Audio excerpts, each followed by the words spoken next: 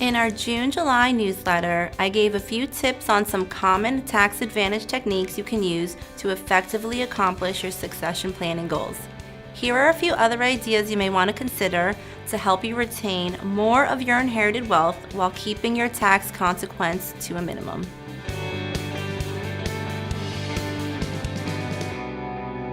A grantor retained annuity trust, or GRAT, is a type of irrevocable trust.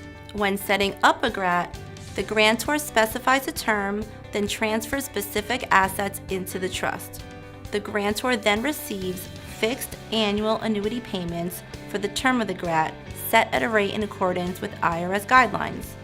When the term expires, whatever assets remain in the GRAT are distributed to the trust beneficiaries.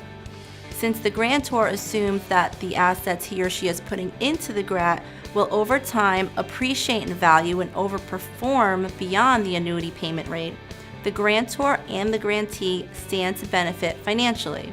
The grantor will benefit through the annual annuities, and the grantee benefits through the eventual payout they'll get when the trust is dissolved and they receive the market value of whatever assets remain in the GRAT at the end of the term. GRATs are generally a great way to transfer a significant amount of assets over to your designated beneficiaries, though there is a chance those assets may not appreciate as greatly as expected. In this case, the grantor will just get back the entire worth of the GRAT.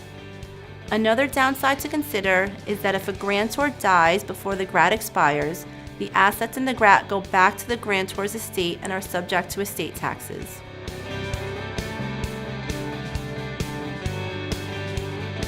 As a beneficiary, figuring out which wealth transfer vehicles will work best for you can be tricky.